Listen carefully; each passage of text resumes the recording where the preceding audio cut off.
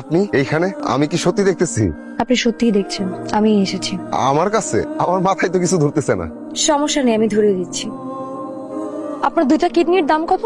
আমার কিডনির দাম দিয়ে আপনি কি করবেন? শুধু দুইটা কিডনি না, সাথে আপনার হার্টের দামটা একটু বলবেন। আমি আপনার দুইটা কিডনি আর হার্টটা কিনতে চাই। আমার এসব দিয়ে আপনার কাজ কি? কি করব সেটা পরে বলছি, দামটা আগে বলুন। আচ্ছা, ব্যাগটা দেন, দেন ব্যাগটা দেন। এসব কথা বাদ দেন।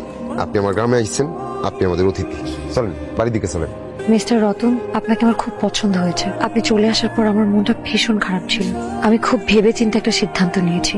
আমি আমার জীবনের বাকিটা সময় আপনার সাথে কাটাতে চাই, আপনার কথা শুনতে চাই, আপনার ভাবনাগুলো জানতে চাই, আপনার পাতার বাঁশির সুর শুনতে চাই। আপনার মনে হয় ভুল হইতাছে। আপনি হইলেন চাঁদ, আমার ঘরে তো চাঁদ রাখার জায়গা নাই। আপনি শুধু আমাকে আপনার ঘরে নিয়ে চলেন, চাঁদ তার জায়গা নিজেই করে নেবে। আপনি একটু বোকা আছেন। বোকা না হইলে এই টাকা আনতেন না। এই টাকা তো আমি নিতে পারবো না। ধরেন। মিস্টার রতন, আমি আপনার পাশে থাকতে চাই, আপনার সঙ্গে থাকতে চাই। তেল আর পানি কি মিশ খায়?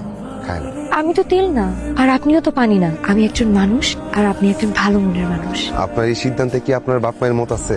আমি মত নিয়ে এসেছি। তাইলে এখন আমারে কি করতে হবে? আমি যেটা বলবো সেটা করতে পারবেন? জি, চেষ্টা করব। তাহলে আমাকে কোলে করে নিয়ে আপনার বাড়িতে চলেন। আপনার ওজন নিয়ে বাড়ি পর্যন্ত যাইতে পারবো কিনা জানি না, তবে চেষ্টা করতে তো দোষ নাই। আমার সত্যি সত্যি আমাকে কোলে তুলে নিলেন। আমার খুব ইচ্ছা ছিল একদিন কোলের মধ্যে একটা চাঁদ তুলবো, তারপর একটা চিৎকার দিব। এখন তো কোলে তুলে ফেলছি, অনুমতি দিলে চিৎকার দিতে পারি। এই গ্রামের মানুষ দেখো, রতনের কোলে চাঁদ আইছে।